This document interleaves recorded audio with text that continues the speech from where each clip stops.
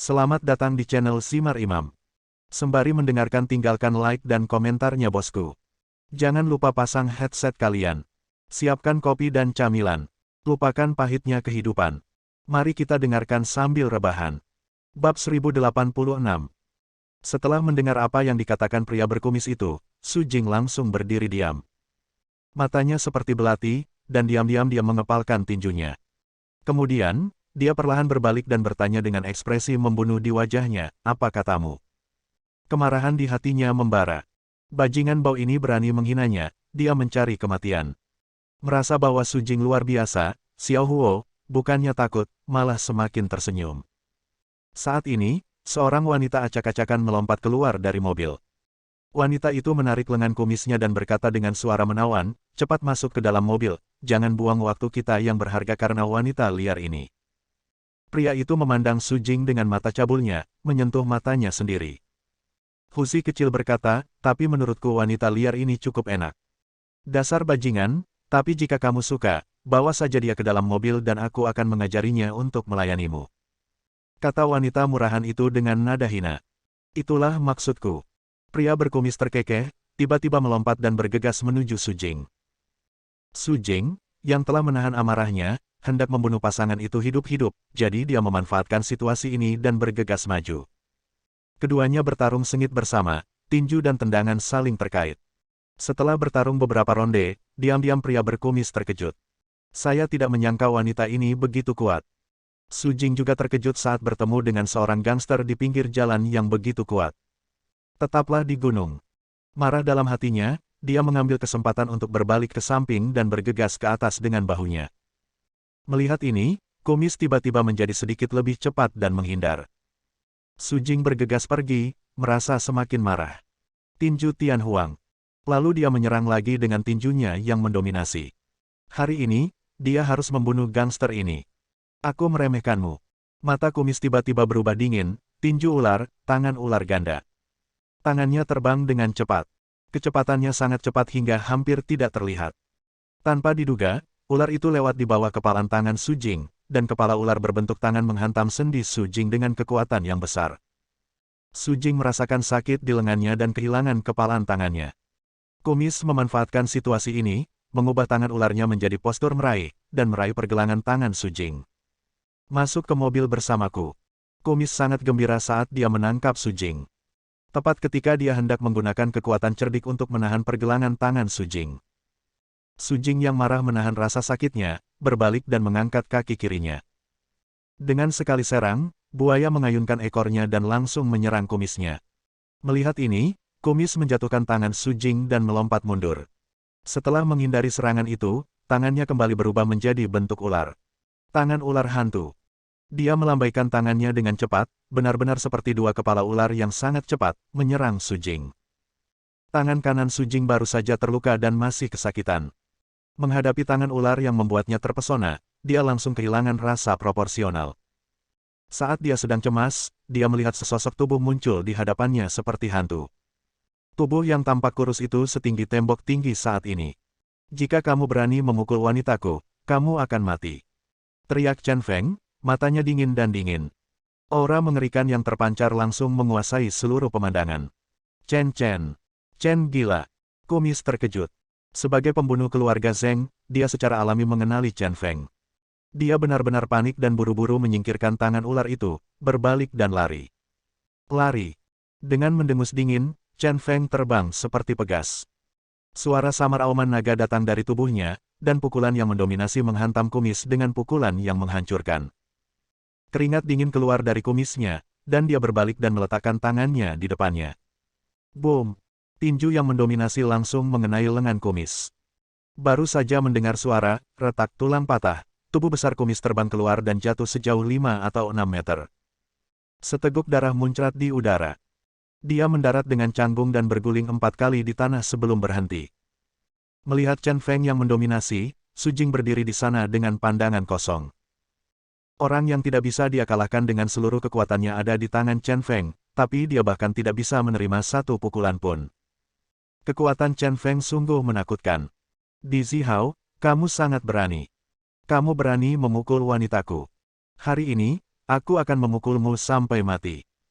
Chen Feng berjalan melewati wanita murahan yang ketakutan itu dan perlahan berjalan ke tempat dia terbaring di tanah sambil terengah-engah. Di sebelah kumis, orang ini sebenarnya tak lain adalah pembunuh keluarga Zheng.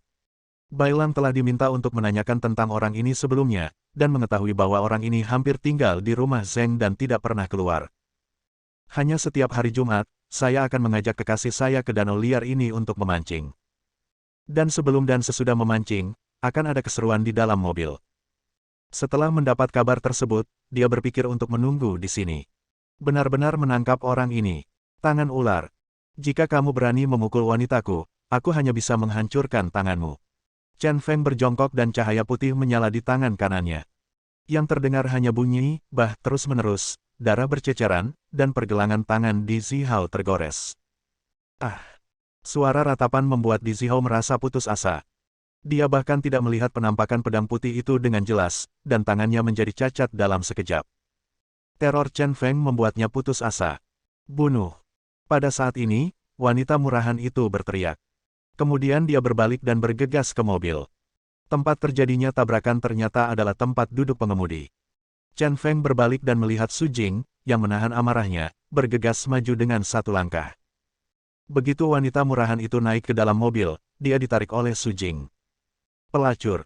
Su Jing menahan rasa sakit di tangan kanannya dan menamparkan wanita murahan itu. Tamparan ini sangat memuaskan. Sebagian amarah di hatiku akhirnya terlepas. Wanita jorok itu menutupi pipinya, tiba-tiba bingung. Dia menangis dan berlutut di tanah, menarik kaki Su Jing, lepaskan aku, tolong lepaskan aku. Melihat ini, Su Jing menendang wanita pelacur itu ke tanah dan berkata dengan dingin, diam. Jika kamu berani berbicara omong kosong lagi, aku akan membunuhmu. Wanita murahan itu ketakutan dan tidak berani berbicara lagi. Chen Feng menyipitkan matanya dan tersenyum sebelum menghadap Di Zihao. Dia berkata dengan nada dingin, selanjutnya, tanyakan apapun yang kamu inginkan. Jika kamu berani berbicara omong kosong atau menjawab pertanyaan dengan salah, aku akan membiarkan kamu merasakan perasaan hidup lebih buruk daripada kematian. Menahan rasa sakit, Di Zihao mengangguk dengan gemetar. Chen Feng kemudian bertanya, 2 tahun lalu, apakah Zheng Rong memintamu pergi ke kota kecil tingkat 4 untuk menculik dan membunuh seorang perawat wanita? Ya. Di Zihao menjawab tanpa ragu-ragu. Chen Feng menyipitkan matanya dan berkata, dengan siapa kamu pergi, bagaimana kamu membunuh perawat wanita itu, dan bagaimana kamu membuang mayatnya pada akhirnya? Di Zihao menjawab, saya pergi dengan 2 orang laki-laki saya dan membawa perawat wanita. Dia didorong ke dalam air dan ditenggelamkan di tepi sungai. Akhirnya, batu diikat ke kakinya dan dia tenggelam ke dasar sungai. Di mana kedua laki-lakimu? Chen Feng bertanya lagi. Di Zihao menjawab, Zheng Rong memberi saya perintah, mengatakan bahwa tidak ada seorang pun kecuali saya yang mengetahui masalah ini, jadi saya membunuh 2 anak buah saya dalam perjalanan pulang. Bab 1087. Itu benar. Setelah mendengar jawaban ini, Chen Feng mengangguk dalam diam. Segera, tangan kanannya menghantam kepala Di Zihao. Suara auman naga terdengar. Boom! Darah berceceran tepat di bawah kepala Di Zihao. Tiba-tiba, tidak ada nafas. Chen Feng berjalan ke arah Su Jing, membawa mayat dengan nama lokal, dan bertanya, apakah kamu pernah membunuh seseorang? Su Jing menggelengkan kepalanya, sangat takut dengan tatapan berdarah dingin Chen Feng. Beri kamu kesempatan. Wanita ini bernama Lilan. Dia pernah menipu beberapa gadis migran agar bekerja di Taipan lokal. Setelah Taipan lokal bosan bermain-main dengan mereka, dia menjual gadis-gadis itu ke pemandian. Korban. Ada yang setidaknya 7 atau 8 gadis lugu, jadi tidak sayang jika wanita ini mati, kamu bisa melakukan apa yang kamu mau.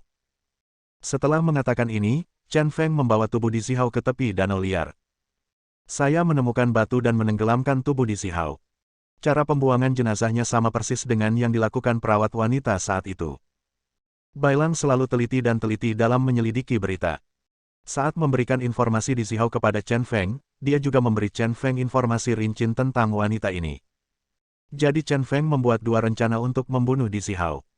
Salah satunya adalah menangkap wanita bernama Lilan terlebih dahulu dan menggunakan wanita ini untuk menipu nama bisnis lokal. Aturan kedua adalah menunggu dan menunggu di tempat pemancingan setempat. Tentu saja, cara kedua lebih sederhana. Alasan mengapa saya membawa Su Jing ke sini adalah untuk memberi pelajaran hidup pada Su Jing. Su Jing berbeda dari wanita lainnya, mandiri, sombong, dan cakap. Seringkali, Anda mungkin harus menghadapi beberapa bahaya. Dan dengan cara Su Jing dimanjakan di Departemen Perang, akan sulit baginya untuk tumbuh dewasa tanpa mengalami bahaya yang nyata. Setelah membuang jenazahnya, Chen Feng mendatangi mobil di Zihao lagi. Lilan duduk lumpuh di tanah, menangis dan gemetar. Su Jing berdiri di depan Lilan, mengepalkan tangannya dan terlihat bingung. Aku tidak bisa melakukannya. Setelah sekian lama, tinjunya mengendur. Dia sangat marah dan memarahi dirinya sendiri karena tidak berguna. Ini jelas seorang wanita bajingan, jadi bunuh dia. Tapi kenapa, aku tidak bisa melakukannya? Aku sudah lama tahu bahwa kamu tidak bisa melakukannya. Dia memandang Su Jing dengan jijik, dan Chen Feng berkata dengan suara dingin, jangan melihatmu hari demi hari, kamu sombong. Sebagai ayam jago, dan kamu berjalan dengan kepala terangkat, tetapi kamu benar-benar harus melakukannya. Kamu masih tertinggal jauh ketika kamu menjalankan misi sendirian. Di rumah kaca Departemen Perang, karena Tuan Su, aku tidak akan pernah bisa melihat dengan jelas seperti apa rupamu yang sebenarnya. Aku sengaja membawamu ke sini hari ini. Aku ingin kamu mengetahui dua hal. Lalu jika kamu menghadapi Dihao sendirian, banyak hal dalam hidup tidak sesederhana yang dibayangkan, kamu tidak akan merasakan ketakutan yang nyata meskipun kamu mengalaminya. Kamu tidak akan pernah bisa berempati dengan kebenaran jika kamu mendengarnya dari mulut orang lain mulut. Jika Anda ingin memahami sesuatu, Anda hanya bisa mengalaminya sendiri. Jangan gunakan kepolosan dan kekanak-kanakan Anda untuk membuat orang tak tertahankan. Bayar bencananya. Hal kedua adalah, Anda sombong dan ingin untuk menjadi petarung yang hebat, tapi petarung yang benar-benar hebat tidak semuanya terlatih di Departemen Perang.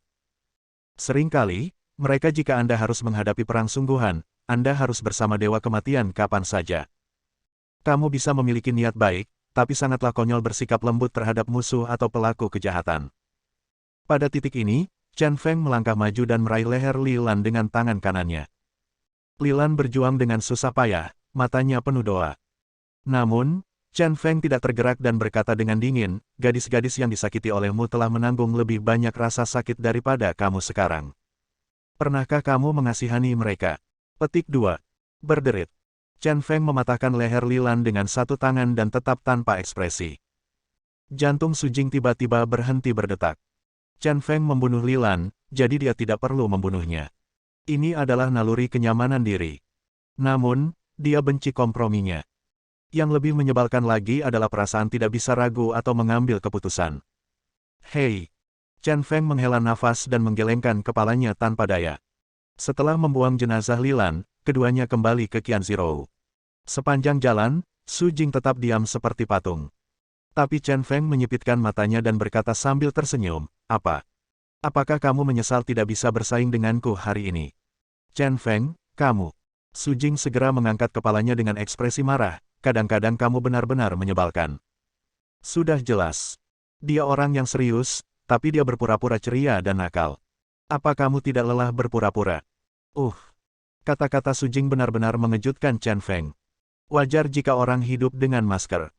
Bagaimanapun, memakai masker dapat berintegrasi dengan lebih baik ke dunia. Su Jing, sebenarnya menyenangkan untuk tertawa dan tertawa. Jika aku melepas topeng ini, mungkin akan sangat menakutkan sehingga kamu tidak dapat melihatnya secara langsung, karena tatapan itu adalah sesuatu yang hanya dapat kamu lihat di neraka. Kata Chen Feng dengan dingin tekan pedal gas dan mobil melaju ke kejauhan. Setelah itu, mobil menjadi sangat sunyi. Keduanya terdiam, tidak tahu harus berkata apa. Sampai Qianzhou mendekat, telepon Chen Feng tiba-tiba berdering. Halo.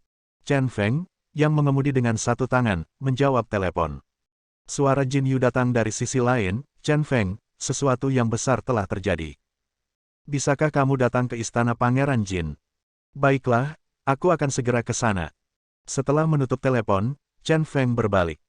Tekan pedal gas dalam-dalam dan mobil melaju dengan cepat. Jin Yu menelepon langsung, sesuatu yang besar pasti telah terjadi. Setelah tiba di rumah Raja Jin, Chen Feng dan Su Jing segera pergi ke halaman belakang. Saat ini, ada sekelompok orang berdiri di halaman belakang. Jin Yu, Jiu Qiansui dan Jin Yin Yue. Ada juga 7 dari 8 penguasa spanduk. Gila, kamu di sini. Melihat Chen Feng, Jin Yin Yu bergegas menyambutnya. Chen Feng mengangguk, meraih tangan Jin Yin Yu, dan bertanya pada Jin Yu, "Yang mulia, apa yang terjadi?" Jin Yu dan Jiu Qiansui mendatanginya dan berkata kepada Chen Feng, "Saya mengikuti instruksi Anda terakhir kali." Foto semua orang di bagian atas rumah Raja Jin dikirim ke Wu Wenliang di halaman No. 6. Wu Wenliang mengatakan bahwa setelah Anda pergi terakhir kali, Zheng Rong telah berusaha mencari cara untuk menyelamatkan Livert dan meminta atasan. Karena tekanan dari kompleks No. 6, Livert tidak diperbolehkan untuk diinterogasi. Kami telah berjuang sampai sekarang, dan Dekan Qin mengeluarkan perintah kematian, jadi kami memiliki kesempatan untuk menginterogasi. Identitas Nanshan memang telah terungkap. Itu adalah Wang Bo, pemimpin Panji Zheng Huang. Setelah mendapat berita ini, saya segera pergi bersama Jiu Qiansui untuk menangkap Wang Bo, tetapi Wang Bo meninggal di kamarnya. Chen Feng tidak bisa menahan cemberut dan bertanya dengan heran. "Mati? Bagaimana dia mati? Ayo lewat sini." Jin Yu berkata sambil membawa Chen Feng ke kamar Wang Bo. Setelah identifikasi awal, dia bunuh diri dengan menyekal lehernya dengan pisau. Bab 1088. Sesampainya di kamar Wang Bo, Chen Feng melangkah maju untuk memeriksa. Saya melihat Wang Bo terbaring dalam genangan darah dengan goresan yang jelas di lehernya. Di tangan kanan Wang Bo, dia setengah memegang pisau. Setelah memeriksa kejadian itu sebentar, dia menyipitkan matanya dan bertanya pada Jin Yu, "Yang mulia, bagaimana Anda bisa yakin bahwa Wang Bo melakukan bunuh diri?" Sungguh aneh bahwa Wang Bo memilih untuk bunuh diri. Jin Yu menjelaskan, "Seperti ini. Ternyata pintu kamar terkunci. Kami menemukan sesuatu yang aneh dan mendobrak pintu. Selain itu, setelah pemeriksaan sederhana, senjata pembunuhnya adalah pisau di tangan Wang Bo. Tidak barang-barang lain ditemukan untuk saat ini. Bekas luka. Lagi pula, surat bunuh diri ditemukan di kamar." Catatan bunuh diri. Chen Feng mengerutkan kening. Wang Bo sangat teliti sehingga dia bahkan meninggalkan pesan bunuh diri. "Ya." Jin Yu mengeluarkan selembar kertas dan menyerahkannya kepada Chen Feng dan berkata, "Tulisan tangannya telah dikonfirmasi dan dibandingkan. Itu memang tulisan tangan Wang Bo." Chen Feng mengambil kertas itu dan melihat tulisannya, "Yang mulia, Wang Bo malu pada Anda, pada Istana Jin, dan terlebih lagi pada murid 8 Panji. Saya sangat terobsesi sehingga saya melakukan banyak hal untuk Zheng Rong yang menyakiti Istana Jin. Saya tidak bertatap muka pangeran, dan aku rela mati untuk meminta maaf. Aku hanya berharap setelah kematianku, pangeran bisakah kau melepaskan keluargaku?" Setelah membacanya, Chen Feng bertanya-tanya dalam hatinya. Mungkinkah Wang Bo benar-benar Nanshan? Aku memikirkannya di dalam hatiku dan tenggelam di dalamnya untuk waktu yang lama, tapi aku tidak berani membuat kesimpulan. Saya selalu merasa ada sesuatu yang sedikit aneh. Tuan Tianze, pemilik paling senior dari spanduk Siang Huang, berkata, "Yang mulia, Wang Bo bunuh diri untuk meminta maaf, dan dia masih memiliki hati nurani. Menurut pendapat saya, keluarganya tidak perlu dimintai pertanggungjawaban, tetapi di masa depan, Istana Jin tidak akan lagi menghidupi keluarganya. Setelah bekerja bersama, dia masih tidak tega melihat Wang Bo. Mungkin Wang Bo dipaksa melakukan ini oleh Zheng Rong." Jin Yu berkata sambil menghela nafas, "Saya memiliki ide yang sama dengan Tuan Tianze. Sekarang Wang Bo telah meninggal, kita tidak akan mengejar keluarganya. Saya harap semua spanduk pemimpin akan menahan bawahannya dan tidak ada prasangka buruk terhadap keluarga Wang Bo dan saudara-saudaranya di Panji Zheng Huang." "Ya." 7 pemimpin Panji menerima perintah. Lia Cheng yang lembut tiba-tiba berkata, "Sebelumnya, karena ada pengkhianat di Istana Jin tidak berani melepaskan dan melawan keluarga Zheng. Sekarang masalahnya telah teratasi, selanjutnya, ia dapat menyerang keluarga Zheng dengan segala kekuatannya." Mendengar ini, wajah Jin Yu menegang, dan dia mengangguk, "Ya, ini waktunya menyelesaikan dendam dengan keluarga Zheng. Di masa lalu, Istana Jin menderita banyak kerugian di tangan Zheng Rong. Tetapi karena Zheng Rongkuan begitu kuat, ada gangguan dari hantu batin di belakangnya. Pertarungan antara Istana Pangeran Jin dan keluarga Zheng tidak membuahkan hasil. Sekarang kekhawatiran Istana Pangeran Jin telah hilang, mereka dapat melepaskan segalanya dan bersaing dengan keluarga Zheng." Setelah itu, semua orang mengungkapkan kemarahan mereka terhadap keluarga Zheng. Chen Feng menutup telinga terhadap hal ini dan terus memikirkan Wang Bo. Dia membungkuk dan memeriksa mayat itu dengan cermat lagi sebelum bertanya pada Jin Yu, "Yang mulia, apakah Wu Wenliang secara pribadi memberitahu Anda bahwa Wang Bo berasal dari Nanshan?" "Ya, Wu Wenliang dan ketua tim Wu secara pribadi menelepon saya ya."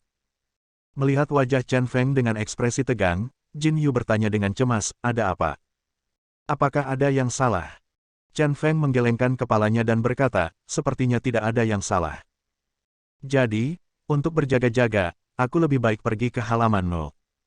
6 dan bertanya lagi pada Wu Wenliang. Kehati-hatian Chen Feng membuat Jin Yu tiba-tiba merasa tidak nyaman. Tanpa sadar, dia melirik tubuh Wang Bo. Jiu Qiansui selalu berhati-hati, dan setelah mendengar apa yang dikatakan Chen Feng, dia juga menggema, tidak apa-apa, Chen Feng, tolong selidiki baik-baik, masalah pengkhianat bukanlah masalah sepele. Oke, saya akan segera kembali setelah aku selidiki. Chen Feng segera berbalik dan meninggalkan ruangan. Melihat ini, Su Jing juga mengikuti. Keduanya meninggalkan istana Raja Jin dan masuk ke dalam mobil. Su Jing bertanya dengan tidak sabar, apakah ada sesuatu yang mencurigakan dalam masalah ini? Dilihat dari perilaku Chen Feng, sepertinya dia telah menemukan sesuatu. Chen Feng menyalakan mobilnya, tapi menggelengkan kepalanya dan berkata, belum, tapi saya orang yang lebih berhati-hati dalam urusan benar dan salah. Masalah ini tidak bisa menimbulkan masalah. Begitu masalah terjadi, akibatnya akan menjadi bencana. Apakah ada tahi lalat seperti Nanshan? Itu terlalu penting bagi istana Raja Jin. Dengan hantu tersemi ini, istana Raja Jin memiliki kekhawatiran tentang masa depannya dan tidak berani mengeluarkan kekuatannya sepenuhnya. Tanpa hantu tersembunyi ini, dia akan melepaskan dirinya sepenuhnya dan bersaing dengan keluarga Zheng. Namun, situasi ini juga menambah banyak risiko. Oleh karena itu, dia harus mengkonfirmasi hantu batinnya. Setelah beberapa saat, keduanya sampai di halaman nomor 6. Usai memarkir mobil sambil memegang surat perintah dekan langsung masuk dan langsung menuju gedung nomor 6. Setelah memasuki gedung 6, Wu Wenliang yang sibuk berdiri dan menghampiri. Komisaris khusus, Anda di sini. Karena statusnya sebagai komisaris khusus, dia selalu memperlakukan Chen Feng dengan hormat saat melihatnya sekarang.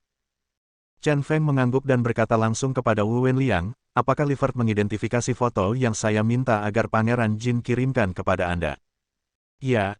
Wu Wenliang mengangguk dan berkata, segera setelah Anda pergi beberapa hari yang lalu, Zheng Rong menekan kompleks 6 untuk melepaskan Liefert dan mencegah kami menginterogasinya lagi.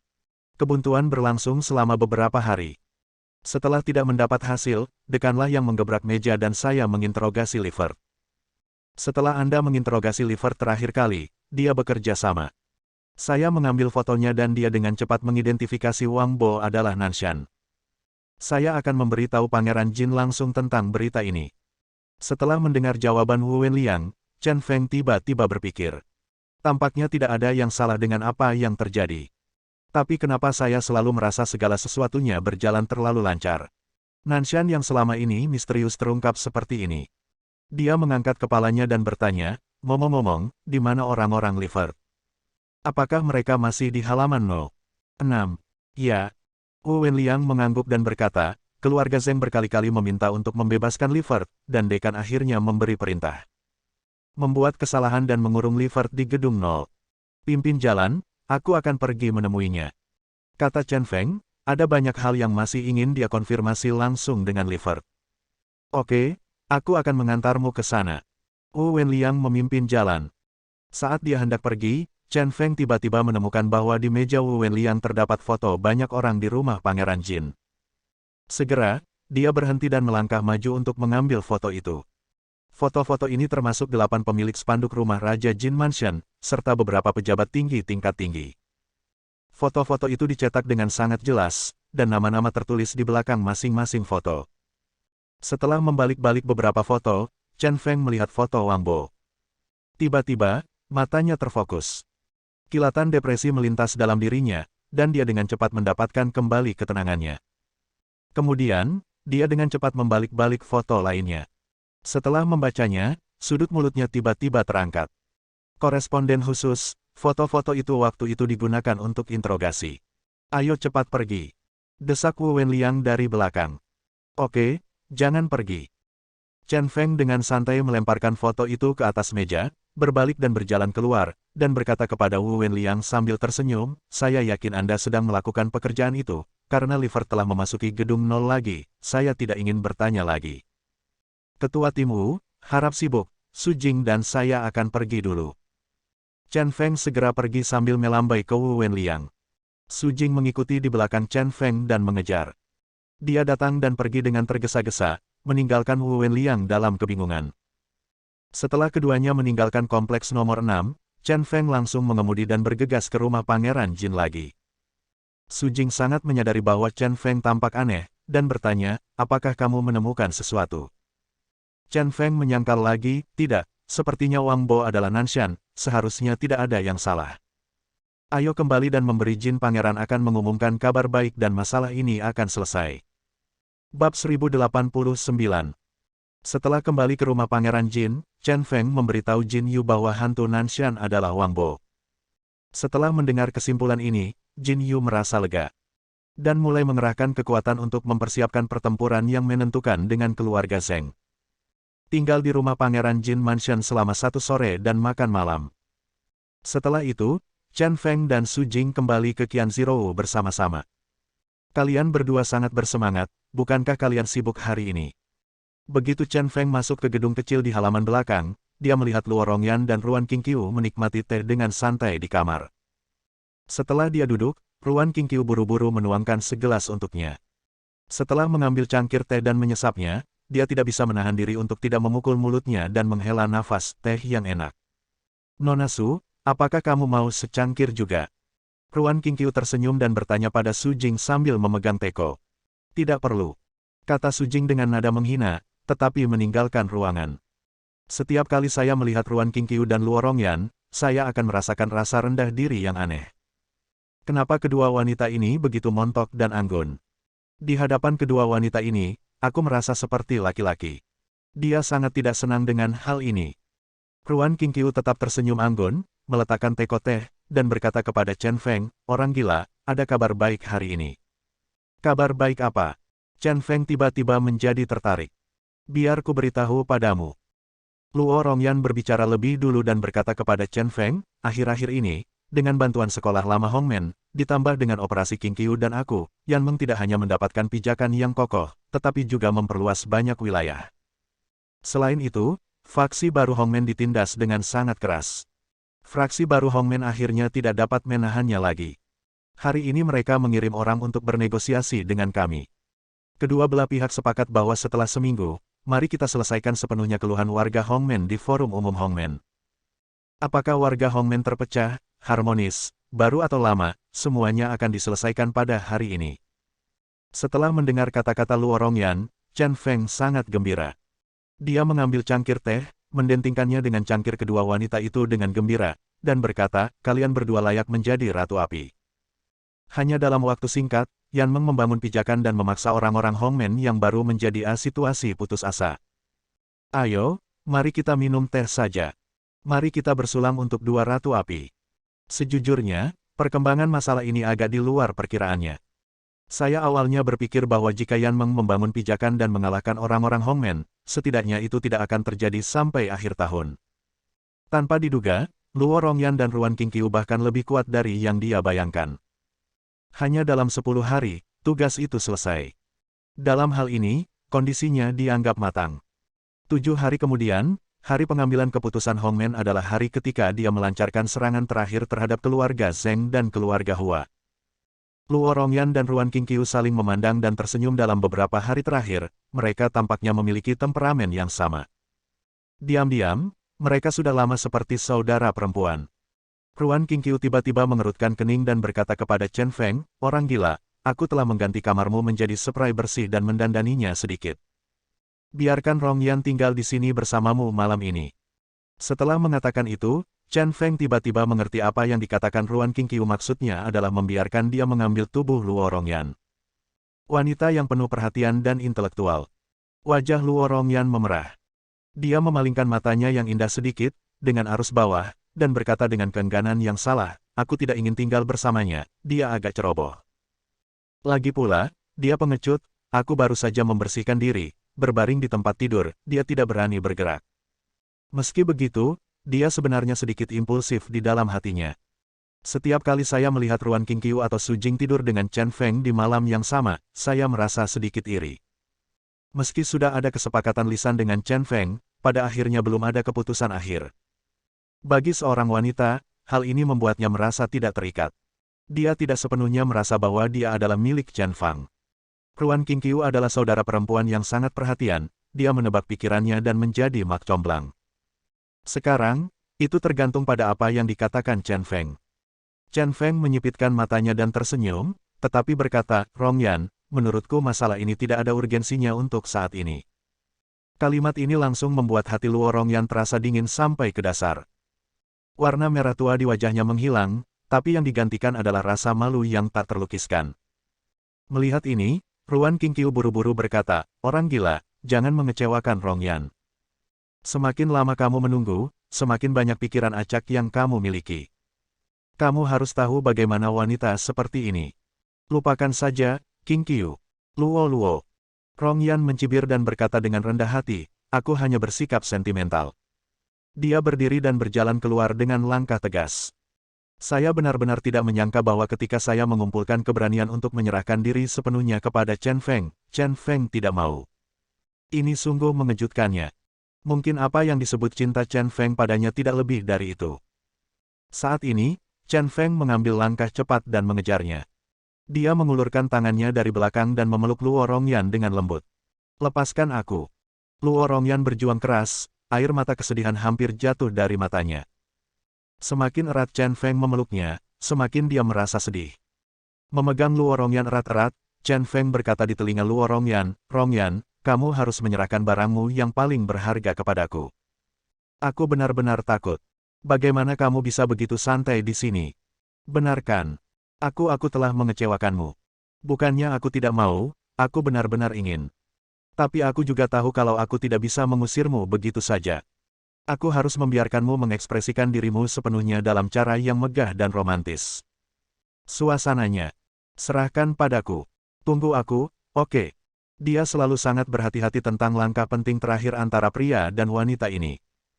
Entah Anda terpaksa melakukannya, atau Anda harus menciptakan suasana romantis dan baik untuk wanita tersebut. Menurutnya, Qian Zirou dan ruangan ini tidak dapat mendukung cinta Luo Rongyan padanya. Dalam hal ini, lebih baik menunggu. Temukan adegan yang lebih romantis, lebih tepat, dan lebih berkesan. Mendengar ini, tubuh Luo Rongyan bergetar.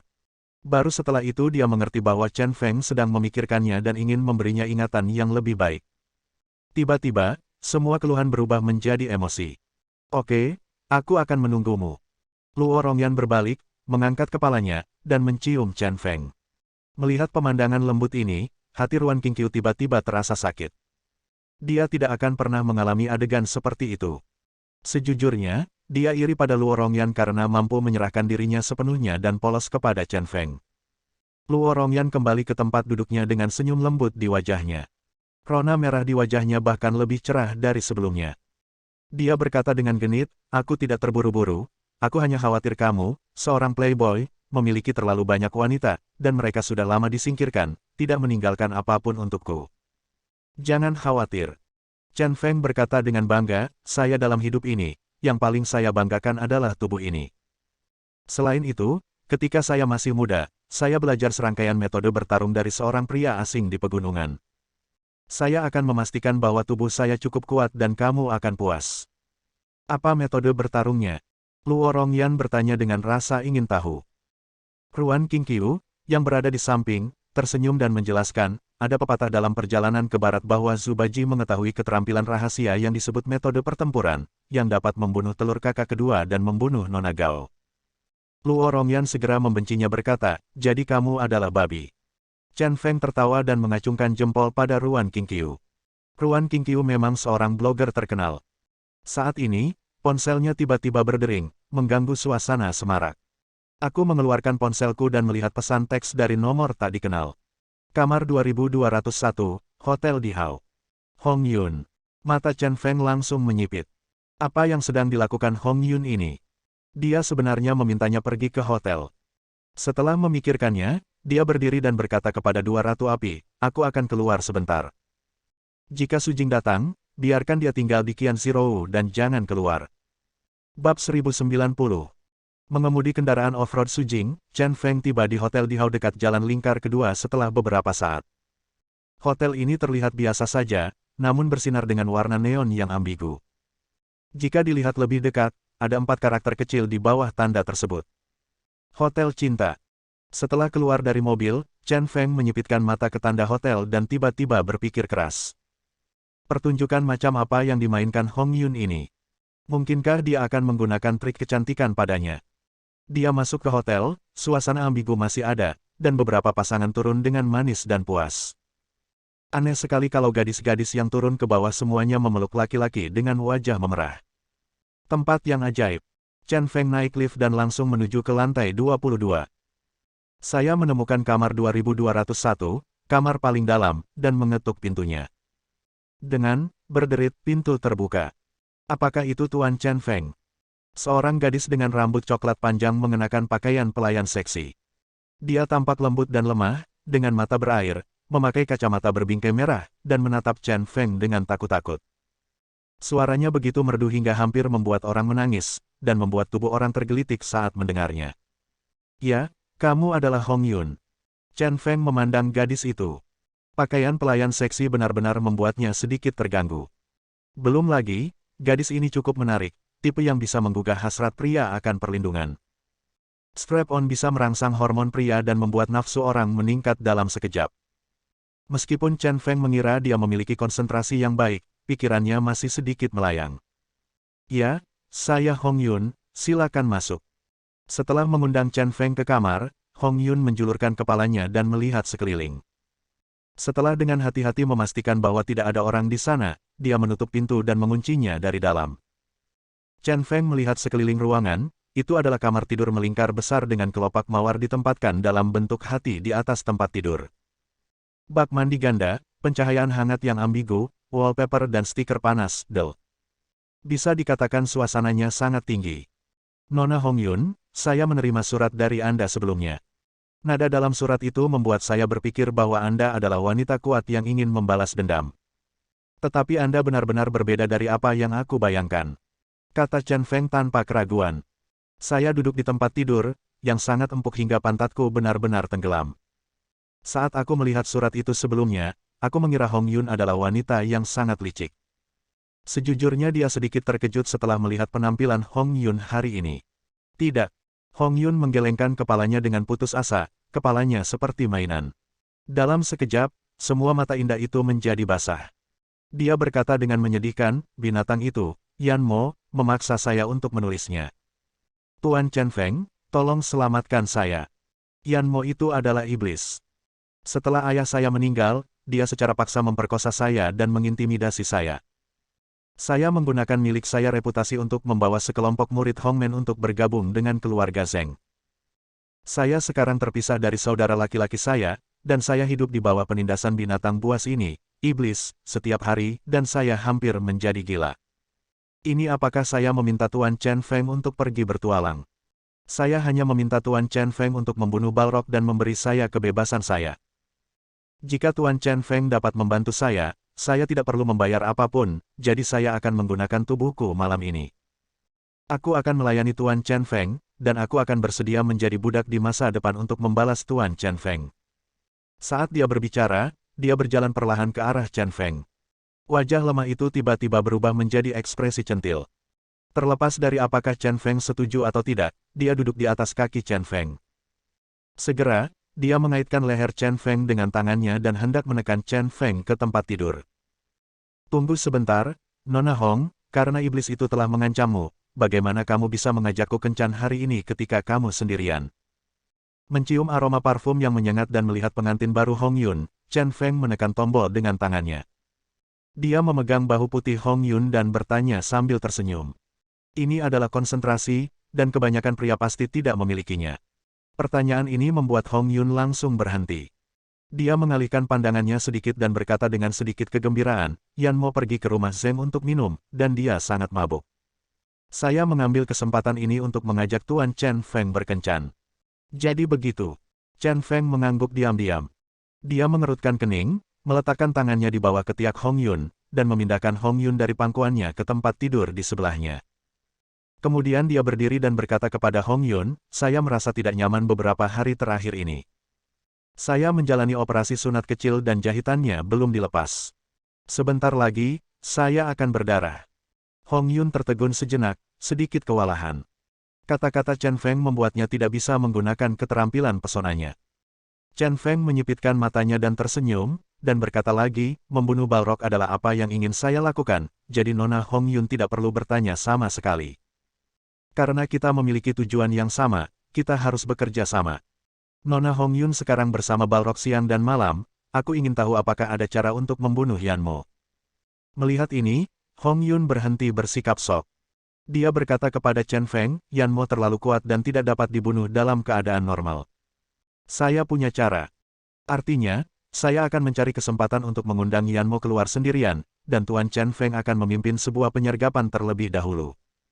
Begitu kita datang, kita pasti akan membunuh Balrog. Ide yang bagus. Chen Feng mengangguk diam-diam, membelai dagunya dan berpikir. Hong Yun melanjutkan, duel antara Hongmen baru dan lama telah dijadwalkan selama 7 hari, dan malam sebelumnya, saya punya cara untuk membuat janji dengan Yanmo sendirian. Tuan Chen Feng bisa menunggu kesempatan untuk mengepung dan membunuh. Sekali setelah membunuh Balrog, Dong Fangli sendiri tidak dapat menahan situasi dalam pertarungan umum di hari kedua. Ditambah lagi, pembelotanku pasti akan membawa orang-orang Hongmen kembali ke persatuan. Orang-orang Hongmen pasti akan berterima kasih kepada Tuan Chen Feng atas kebaikannya yang besar. Bersama Yan Meng, kita akan mendominasi Yanjing. Pada saat itu, masa pemulihan Tuan Chen Feng dari operasi akan berlalu. Saya bersedia melayani Tuan Chen Feng dengan sepenuh hati. Melihat Hong Yun yang lemah, dia mengucapkan kata-kata yang dia janjikan. Chen Feng tidak bisa tidak menganggapnya lucu, tetapi di permukaan, dia terlihat serius.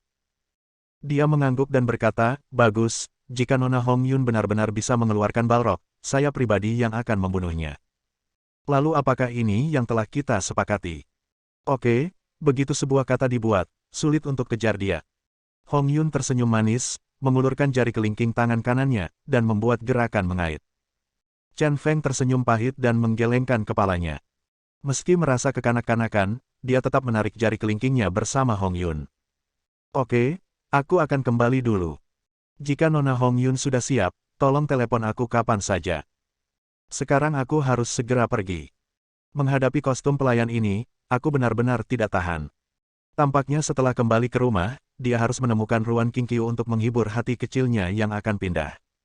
Oke, tunggu kabarku. Setelah mengusir Chen Feng, aura rapuh Hong Yun segera menghilang. Matanya melembut dan dia bergumam pada dirinya sendiri, pria yang menarik. Alangkah baiknya jika saya bisa menaklukkannya. Bersambung. Nantikan bab selanjutnya bosku.